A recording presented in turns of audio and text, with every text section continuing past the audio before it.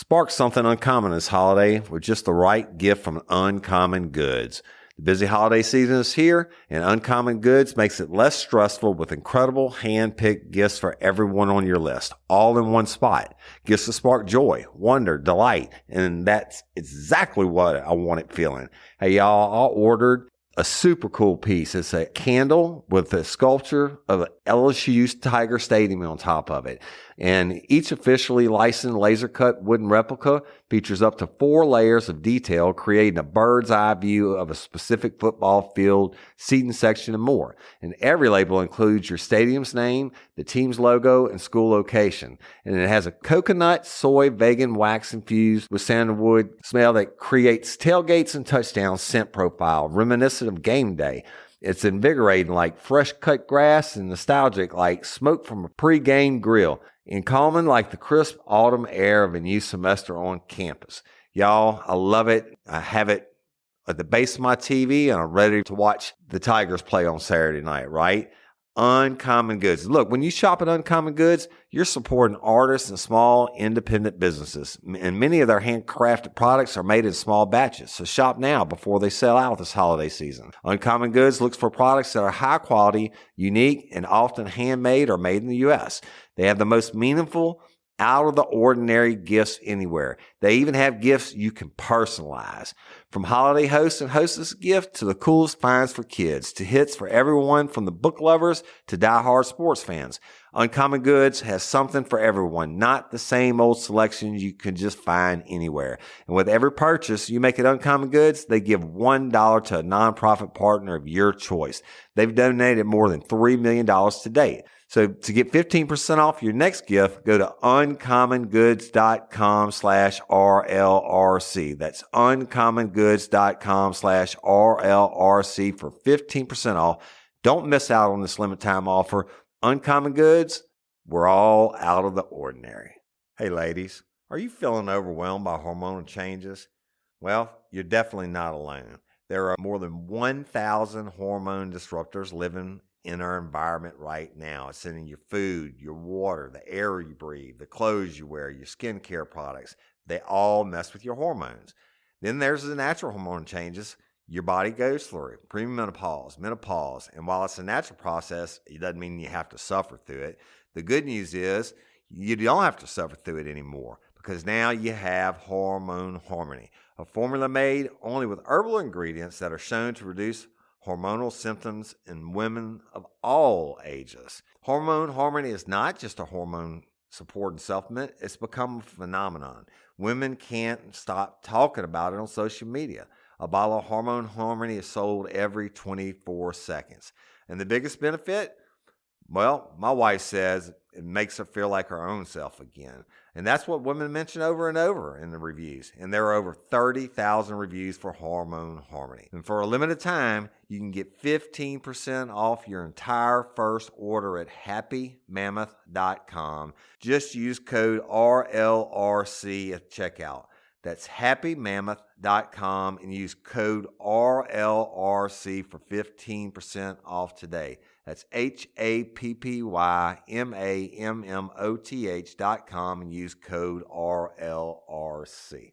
In California, an HGTV star is sentenced to prison after committing millions of dollars worth of fraud. In Indiana, a woman calls the cops after she noticed she was sold a bad batch of meth. Really? And New York mobster Sal the Shoemaker pleads guilty. These stories and more are coming at you today, Monday, April 22nd, on Real Life Real Crime Daily, and I'm Jim Chapman. I'm Woody Overton. And I'm Mike Agavino. Good weekend, fellas. What's up? Yeah. Earth Day today. Is it? Yes. Nobody cares about Earth Day. I'm not sure I might give a shit. I thought about an Earth Day game for you guys and decided against it. Yeah, thank you. Can't answer much about Earth Day. Earth Day. Mother Earth. I did look up crimes committed on Earth Day, but it didn't really. There's nothing that stood out. Well, Lex Luthor tried to destroy Earth. That's true. That should count. That's true. That should be in there. Very true. And that Lex Luthor being a great criminal is a good segue for me saying saying quit your bullshit because we did it for 20 minutes last episode. Yeah, let's get us a true crime time for Monday. I reserve the right to bullshit later. Yeah, I have a bullshit too. All right, we're gonna bring you into HGTV for a minute. We're gonna tell you about Speaking of bullshit. homegrown TV, Home and garden. home and garden TV. Charles Todd Hill, who is a former HGTV star, was sentenced Tuesday to 4 years in jail for committing real estate and financial fraud and ordered to pay nearly $10 million in restitution. Hill, known as Mr. Flip It, was the star of HGTV's 2014 series, Flip It to Win It, in which he bought dilapidated homes and renovated them, selling them for a profit. But according to the Santa Clara County DA's office, he instead spent millions on over-budget remodels, and he committed fraud. Hill was indicted in 2019 on charges connected to multiple frauds against multiple victims, including some that occurred before the series. Last year, he was convicted by plea of grand theft against 11 victims and admitted to aggravated white-collar enhancements. In one of the fraud, Hills created a Ponzi scheme, taking an investor's money to buy homes instead would use it to live lavishly. In order to hide the theft, Hill created false balance sheets and got loans using that fraudulent information. In another case, an investor provided $250,000 to remodel a home, but when he toured the home, he found it burned in a burnt down shell with no work done on it. In another case, Hill took construction funds for personal use. Some see the huge amount of money in Silicon Valley real estate as a business opportunity, that from the DA. Others, unfortunately, see it as a criminal opportunity, and we will hold those people responsible.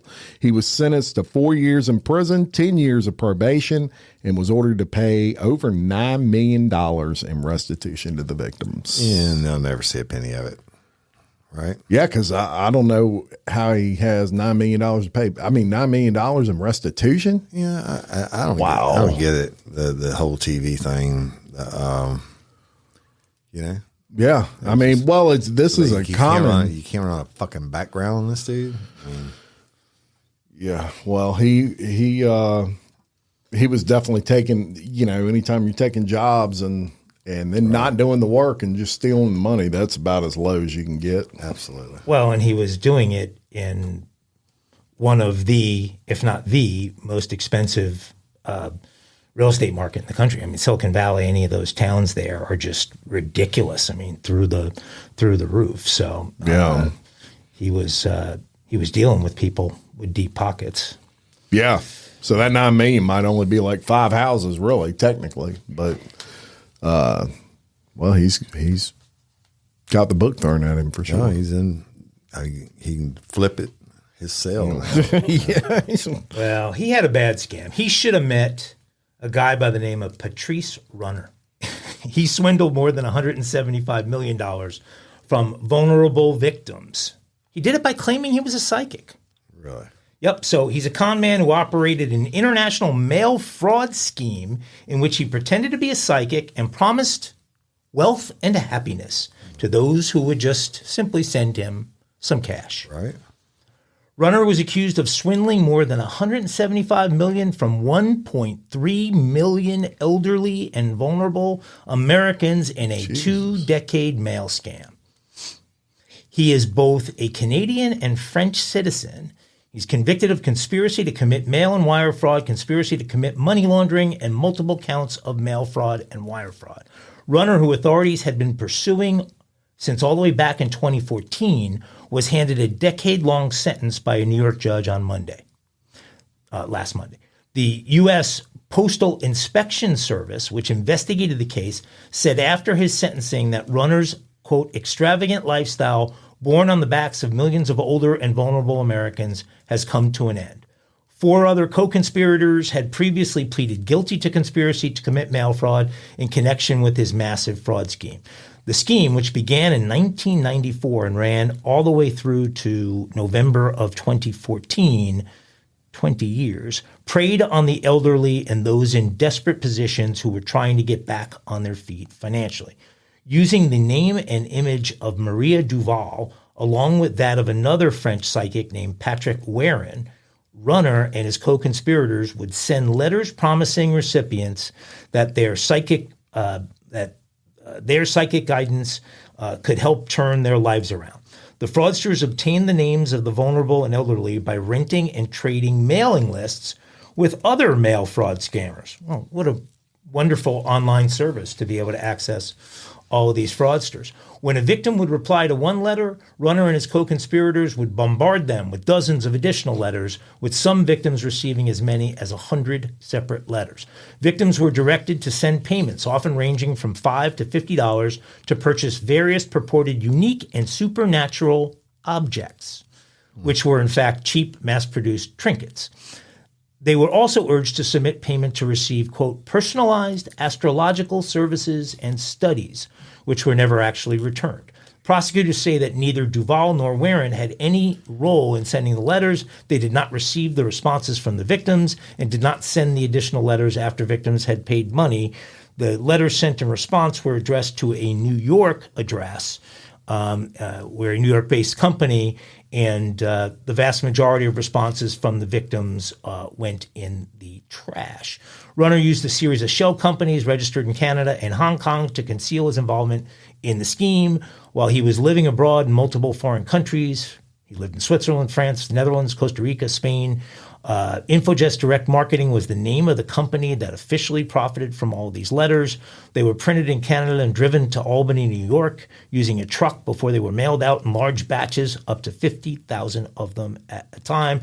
They finally caught up with him in Spain, and Spain agreed to extradite him to the U.S. on June 16th of 23, and he has now been found guilty, and he's got a lot of restitution he's got to deal with. They only recovered $827,000 of the $175 million that the guy had walked away with. So, bro, that is insane. I wonder if he got a discount on $175 million. Yeah. Jesus. Preying on this elderly stuff is awful. 6,000 different victims this guy had. It's bad. Fuck them. Fuck him. Yeah, that's a piece of shit right there. They don't get it. It's bad, it's bad, it's bad. Well, we're going to go to Indiana. Hoosier State. Bobby Knight. Where Caitlin Clark Larry just signed Bird, her contract. Indiana just State. signed her WNBA contract. Yeah, a lot of Indiana Pacers. good players come out of Indiana. Indianapolis 500. Peyton Manning. Reggie Miller. Peyton Manning.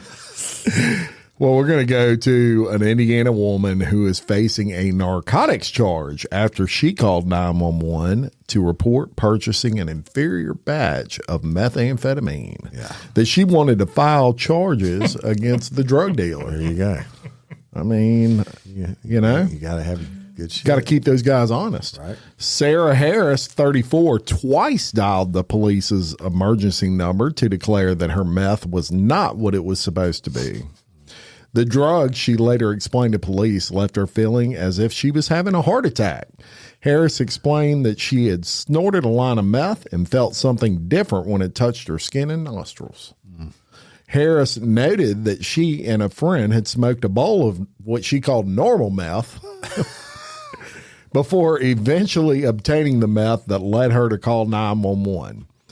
Apparently, believing that the local sheriff operated a better illegal business bureau, Harris requested that the drug be tested. She also declared that I want to turn the person in that provided her the meth. While speaking with the police at her home, Harris made the mistake of handing over a bag of meth that she said was just bad meth.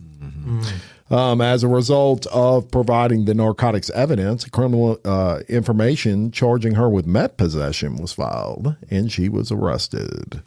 Harris's rap sheet includes convictions for theft, meth possession, criminal mischief, and a ton of other shit. Dummy. But in all those arrests, I guess she figured maybe they know me well enough that I can complain about my meth. Just get ditches. The meth dealer she turned in is going to prison too. Yeah.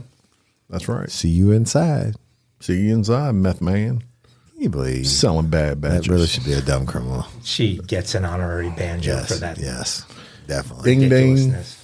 definitely. Ding, ding, ding. There you Yeah, go. then there's actually a charge Bad for mouth. selling fake dope. Like, and I've arrested people on it for like crack dealers that have little soap chips, and they look like crack rocks, and you bust them with them, and you can get them for counterfeit drugs. Wow, I'm lucky I didn't get. So my friends and I would get like trashed, and we'd put like a bunch Oregano. of baby powder in a bag and drive through the parking lot by, a bar that everybody went to, and we'd find somebody from school we knew was gullible enough, and we'd drive up to him and go, hey Richie, You want you to want bump? you want to hit, and Want a little nose gold? and then Sure. laugh our asses off Yeah, when they, when it hits their yes, But indeed. I didn't know that was a crime, or I wouldn't have done it it. is a crime. I promise. You know what I haven't done? I haven't mentioned Eric Javits, EricJavits, hats. EricJavits.com, Cool hats litter. where don't tell her.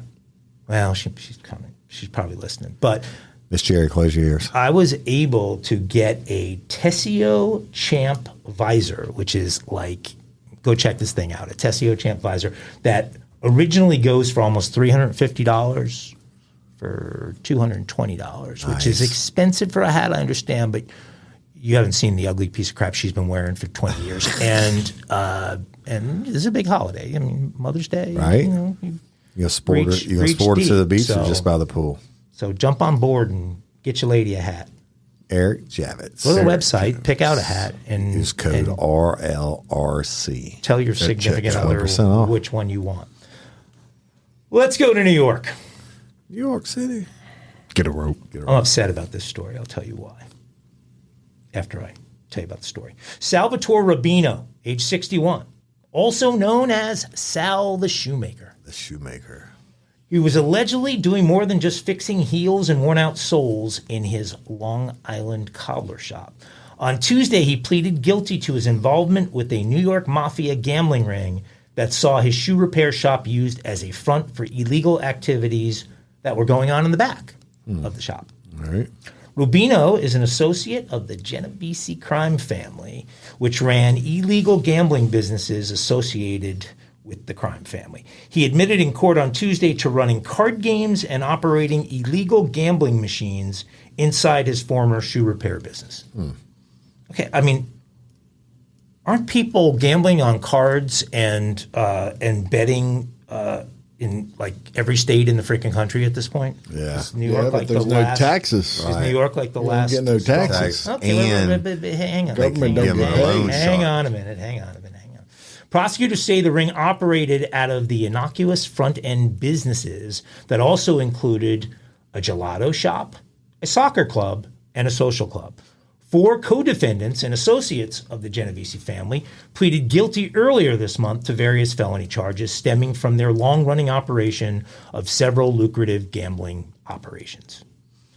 Carmine Polito, 64, you may have heard his name before, a former acting captain, pleaded guilty to racketeering involving the operation of an illegal gambling business and attempted extortion. Joseph Macario, 69, also known as Joe the Fish, also pleaded guilty to racketeering. Joseph Retigliano, 65, also known as Joe Box, and Mark Foyer, 61, both associates of the Genovese family, pleaded guilty to felony charges relating to the operation of various illegal gambling businesses. Retigliano and Rubino would collect the proceeds on behalf of the Genovese family and distribute them to the higher-ranking members, including Polito and Macario. Sal's Shoe Repair closed in 2021 as a result of the COVID pandemic. So even with all of that gambling business and everything else, they couldn't keep it going during COVID. I guess they didn't have access to the PPE money that the funeral parlor had.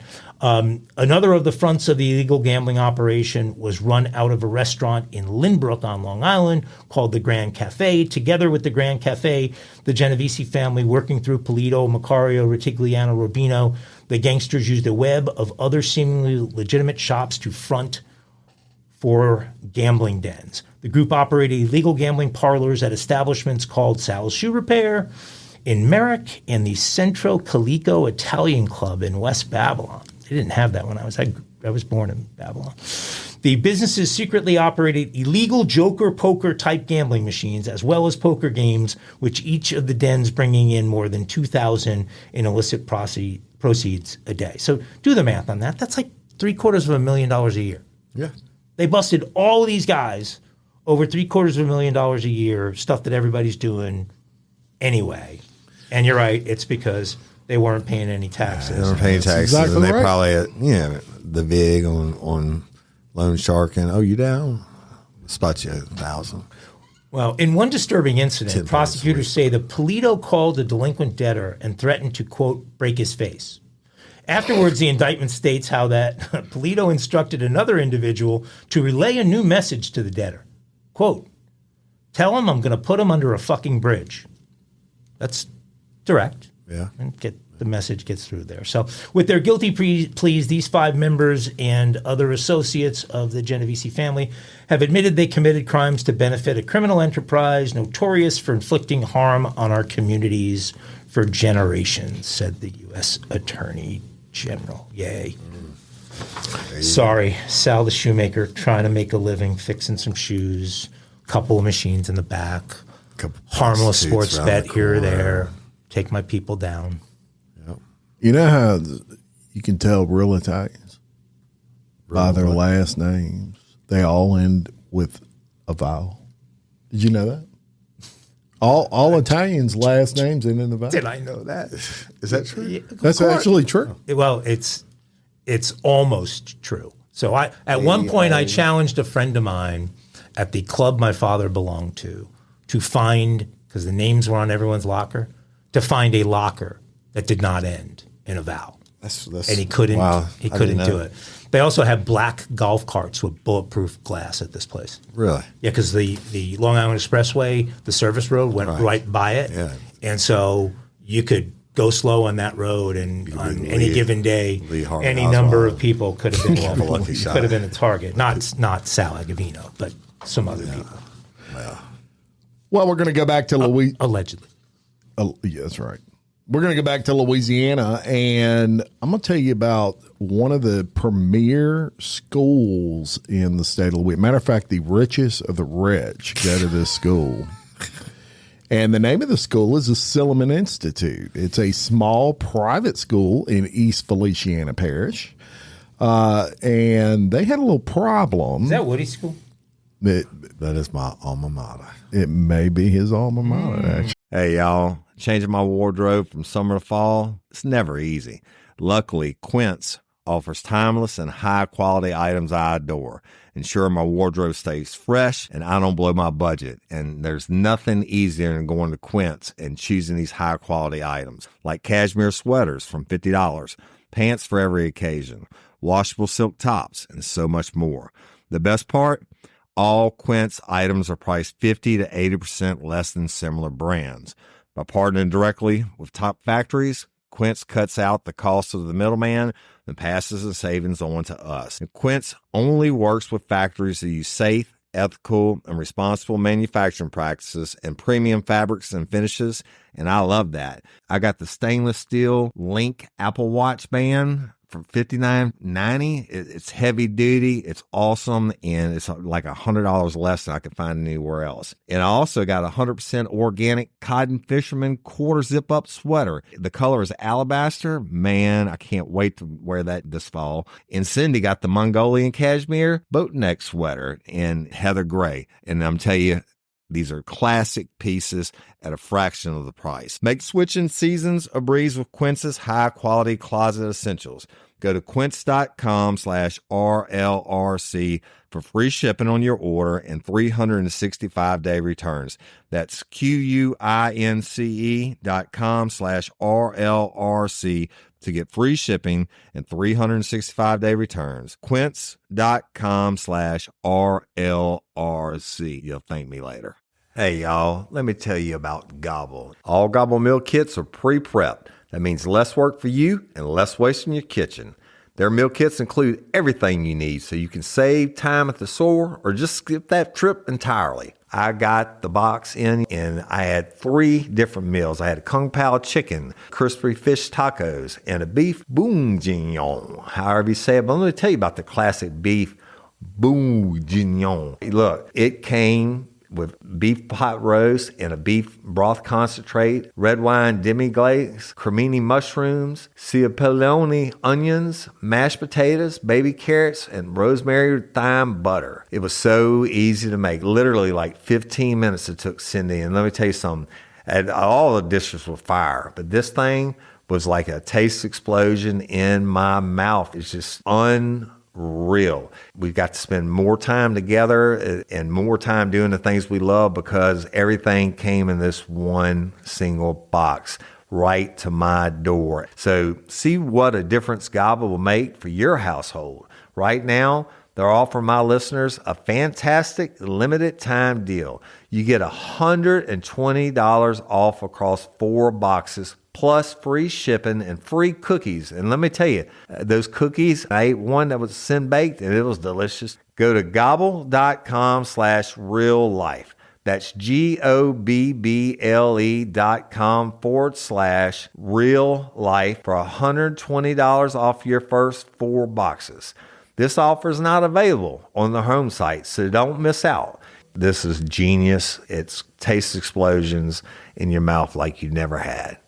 And he might be a little upset because they had some vandals go in and vandalize that school, but authorities have chosen not to prosecute him. The East Feliciana Parish Sheriff's Office was first informed about the vandalism when one of their school resource officers showed up for work at the school on Monday morning of last week. This from East Feliciana Chief Criminal Deputy Bill Cox. At the request of Silliman, we are not pursuing a criminal investigation of vandalism at the school. They are handling it as an internal matter, and any additional information concerning the event will come from the school. Now, the vandalism include overturned desks, ransacked classrooms, and hallways covered with a mixture of baby powder, baby oil, and glitter. The halls I used to walk. That's right. Leanna Cupid, who is head of school at Silliman. You know, when you got a head of school instead of a principal, you got some cheese, right? She said the incident was a senior prank that had been taken too far.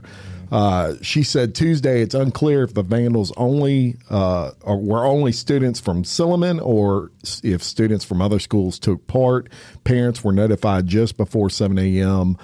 This past Monday that classes would be canceled for the day for all students grade 5 to 12 so they could kind of clean up the mess. So what do you think, Woody Everton? No. This is your alma mater. Should they have been prosecuted? I saw it and a couple thoughts. I mean, it's a private school, the only one in East Feliciana. And I graduated from there. What was your mascot? My first Wildcats. First thought was that it is they busted whoever it was, and they are connected. Exactly, and they're like, holy shit! And probably now that I heard the more of the details on it, they're like, so my graduating class we had 28 people. Wow, and so if it really was a senior prank, which ours was painting like the roof of the locker room, shit like that. But if it was a senior prank, then the whole senior class is there. You're going to expel them all, and then you have no graduating class. Oh, that's a good point. Probably it was a combination of both, and I'm sure some people have a sore ass about it, but it's a private deal. It's not a state funded institute, and I always hated that when they said institute. It always made me think. Like jail, like it was a mental institute, right? Yeah. Are you sure? You certain it wasn't? Probably was. But anyway, where does that name come from, Silliman? So it was during the Civil War. It was. Let me see if I can get this right. It was a female. It was an all female school or college. It was a college, and then after the Civil War, when segregation came back in the 60s, whenever it was, they started their own private school. Now, you went to St. Stanislaus, too. I got kicked out of St. Stanislaus, too. Yep, that's an all-boys school. That was an all-boys school. I'm probably the only one who ever got kicked out of it. Yeah. You might be. Because you had to be bad to go there anyway. Just really, really rich. Or a combination. Right. But usually a combination. Anyway, I don't, look, it is what it is. Well, that's a lot more peaceful sort of antics, senior antics, than what's going on at the school I'm about to tell you about in North Carolina. All right. Because Michael Jordan. A male teenager in North Salem, North Carolina, has been arrested after a brutal attack on his female teacher. The attack was captured in cell phone video taken by another student who was in the class. Teachers at the school have reacted with horror to the video, which shows a middle-aged female teacher being repeatedly punched in the face and abused by a male student. This all transpired at Parkland High School in North Salem. The teacher sits motionless in the classroom as the student lands a right-handed punch to her cheek before he steps back and demands, quote, "Want me to hit you again?" The teacher says, "I don't want it," before he repeats his demands and punches her again, this time with his left. The DA, Jim O'Neill, said he had no authority to prosecute the thug as an adult for his assault on the teacher, who was astonished. So DA Jim O'Neill said he has, unfortunately, no authority to prosecute the kid as an adult for his assault on the teacher, but other teachers in the school were amazed at her resilience. Quote, "I see it playing in my head," Forsyth County Sheriff Bobby Kimbrough said. "I'm amazed that she even showed up for work today." A secure custody order was issued against the boy on Tuesday for 1 count of communicating threats and 2 counts of misdemeanor assault. The DA Jim O'Neill said he cannot be charged as an adult because the charges only amount to a misdemeanor, and so they cannot be brought to Superior Court. Neither the student nor the teacher have been named publicly, but more than 1 million people have seen the footage of the attack. And after it was uploaded by that student in the classroom, despite the school asking for people to refrain from posting anything on social media. The school district has recorded, listen to this, 46 incidents of students assaulting school staff in the last academic year. That's crazy. Their ass beat. 46 incidents. Another teacher at the school said, "We are seeing worsening behavior since becoming more lenient with discipline. I have seen it get progressively worse, even just going through the stores or in the malls. I hear it, I see it, and it wasn't like that. Not even 10 years ago, it wasn't like that." Sheriff Kimbrough described the attack as deplorable and outrageous. "We should hold those who teach and educate our children in the highest regard." The district superintendent, Tricia McManus, said she would recommend the student's expulsion when the attack is discussed at the next school board meeting. This video, which we'll post a link to it, is pretty brutal. I mean, I can't imagine a student striking a middle-aged woman, a female teacher, like that. I mean, I don't know. Either ass beat. I mean, you wouldn't even imagine in our day. Look, shortages of police officers, there's shortages of teachers, right. And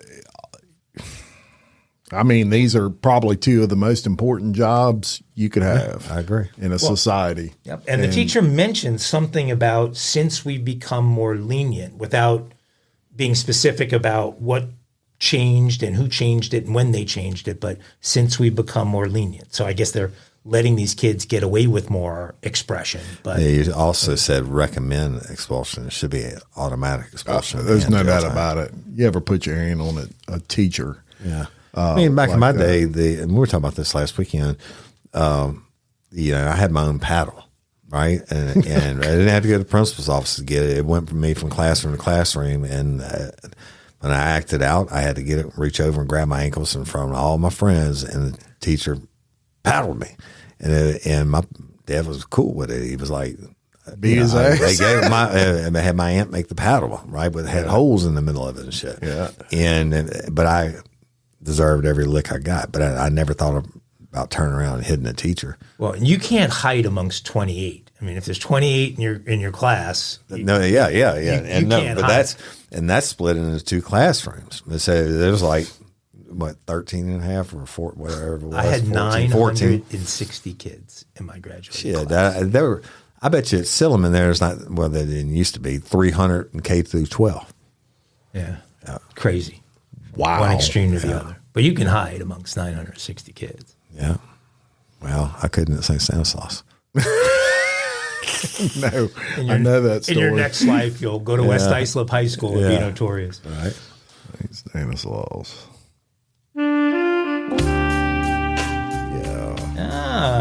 There's some kinky. Here comes kinky, no pun intended, kinky crime for Monday. Now, y'all, this was different, a little bit disturbing, but definitely different. So, Montana. Yep. Beautiful place, right? Beautiful. I did some work out there, consulting work for 3 weeks in Billings. Loved it. Yeah. Did I tell you about that? The pizza place was the #1 rated restaurant in Billings, Montana, which is not like a big city like you would think it would be. It's like really rustic and fucking a lot of bars and whatever. Anyway, the #1 restaurant was a pizza place. And I stayed at the Hilton or Hilton property, whatever it was, which was on the river. It didn't look like a hotel. But anyway, I call up and order pizza, and they said, "Can we take your order?" I said, "Yeah, I'd like to order pizza." I said, "We're sorry, we're out of pizzas." And it was a pizza place. Yeah, on a Friday fucking night. Oh, my God. So I had to go back on Saturday and try it. See how good it is when it sells out. But anyway, let's go to Montana. So The Pizza Hut generally doesn't run out. no, of there was no so it Pizza wasn't Hut or the pizza. McDonald's in it. It was really rustic, charming place. Good food. And anyway, When they had some. so this was when they had it. So that was the first. I actually walked to the restaurant. It was snow on the ground and shit, and it was just over the bridge. The river runs through the town, and went in. That's the first restaurant I ever went in. And it had a non-gender specific bathroom. What do you call that? Oh, Unisex. Yeah. I didn't really get that. But anyway, let's go to Montana where a machete-wielding Montana woman broke into her ex-boyfriend's home. She then told him to take his clothes off and forced him to have sex with her. Samantha Mears, 19, entered the victim's home in Great Falls on Tuesday when he was not home. When he returned, Mears confronted him from behind with a machete.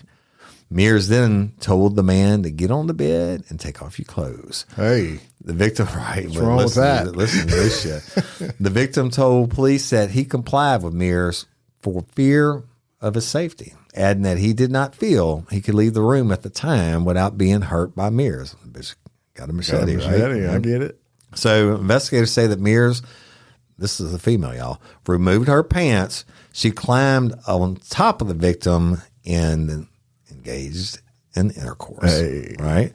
The victim said that Mears, who was holding the machete, bit him on the arm and continued to have sex with him after he attempted to end the encounter.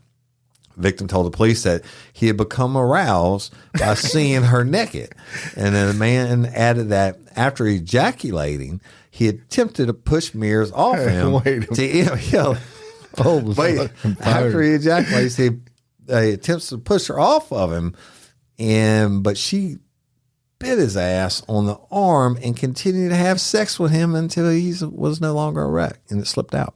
And so after Sounds to me like he might have enjoyed this. So the bite didn't arouse him a second time. After then, of course, Mears sat on the bed, still armed with a machete, and she had her back to the wall, right? Yeah. And it was during this time that the victim took several photos of Mears with machete in her hand. The man provided the images to police. I bet he did it. He had a bite mark on his arm when he was interviewed by the cops. And then after calling 911, he backed out of the bedroom and escaped his own residence, right? He ran out the door. With a machete. Sounds to me like a good time. Yeah. I mean, just look away from the machete and look toward her. When he got finished, she wasn't finished. No, she wasn't done. Bit him. That's it. But this ride ain't over till I say it's over. She was on top of him with a machete. That's crazy. Well, That is crazy. that is kinky. That is your That is kinky kinky. crime for Monday. And she wasn't charged with anything sex related. It's all no. That's consent. I don't know if it'd be consent. You know what? That's consent. You're right. That's Absolutely, consent. you're correct. She was charged with a misdemeanor of unlawful restraint, but it didn't say anything about. I guess the challenge to the erection was consent. I don't know. Well, he said. I mean, Well, he told the cops she took, so obviously they asked him, well, how did you get erect? Right. And he's like, well, she took her clothes off and naked women with machetes turning you on. yeah, whew, crazy stuff going on with that. All right, banjos. Banjo time.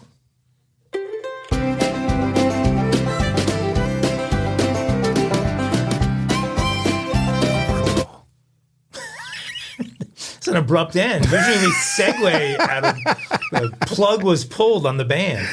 Okay, so Paulo Roberto Braga, age 68, passed away in Bangu, Brazil on Tuesday. Sad, isn't it? Bangu. It's sad, but it happens. But what you don't see very often is someone going to the bank to withdraw funds hours after they've died. But that's exactly what Paulo did. How's that possible? Well, aided by Erica de Souza Vieira Nunez, Paulo Braga was wheeled into the bank branch in Bangu. Nunez used her hand to keep Braga's head upright as she spoke at him. Uncle, Oh my God. Uncle, are you listening? Weekend at Bernie's. You have to sign Gotta it. be. I can't sign for you.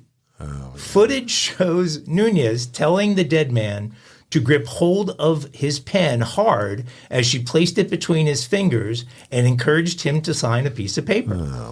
A bank worker witnessing the scene told the woman, quote, "I don't think this is legal. He doesn't look well. He's very pale." She replied, "He's like that." And turning back toward the corpse of Braga, she said, quote, "If you're not well, I can take you to the hospital. Do you want to go back to the hospital again?" This all was caught rather hysterically on video. Unfortunately, it's all in Portuguese, so I'm not going to play a clip for you, but we'll post the video so you can see it. But the video shows Braga's head swaying back and forth, and then Nunez grabbing hold of his neck with her left hand from behind. She urges him, "Sign here and stop giving me a headache," but was met by biological silence from the man she was pretending to have a conversation with. The document that required Braga's signature was for a loan that that Braga had very recently applied for. In other words, somebody applied for it in his name, not him. Everyone in the bank other than Nunez seemed to understand what was happening. I got a picture of it. I'm going to show the guys. Paramedics were called to the scene and confirmed what we already knew, which is that Braga was no longer with us. Nunez was arrested at the scene and told police she was his niece as well as caregiver. Officials say the two are related and that they were reviewing CCTV footage outside of the bank to see if Mr. Braga's family member was on her own or she had some accomplices. Police believe they're dealing with an organized fraud and that several other family members were involved. The investigation is continuing. Local reports said that the loan was for 17,000 Brazilian reais, R-E-A-I-S, whatever the currency in Brazil is. I've never seen that, reais.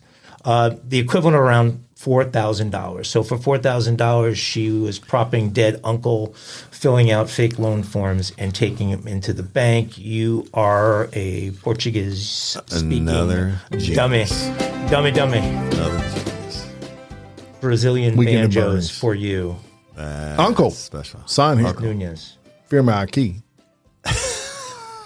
It's unfortunate. He looks a little pale. Yeah, Looks a little that'll pale. happen. That'll She's happen. moving his head like a puppet master. Wow. Right? There you And go. people think they're going to get away with that. Yep. Prisons are full of dummies. Yeah, you're right. Even in Brazil. Yeah. Any final thought? I think they should have let her get away with it. Actually, Yeah, It's man. Brazil. $4,000. How long am I prohibited from telling Alec Baldwin Rust stories. You know, that Oh, there's yeah, I'm some done. new stuff going on there. I'm really that done with that. I'll save everybody, because if you tell the story, it's going to take about 25 minutes. I'll save everybody's time. The But chick it's interesting. that was in charge of the gun thing got some prison time. Yeah, but That's now it. No, that's not it. See, you don't know. That's why I need to do 25 to 30 minutes Okay, solid. well, you can tell it. You can tell it in 2 weeks. Okay. All right. I got that one. We love and appreciate each and every one of y'all. Thank you for tuning in and liking and sharing and all that good podcasters. That's right. Mike, anything? Caitlin, Livy, thinking about you guys. I'm working on something. I'll talk to you later. Yeah, Caitlin, Livy, y'all let me know how it works out for you. Until next time, I'm Jim Chapman. And I'm Woody Everton. And I'm Mike Agavino. Your host of Real Life, Real Crime Daily. Peace. Aglets.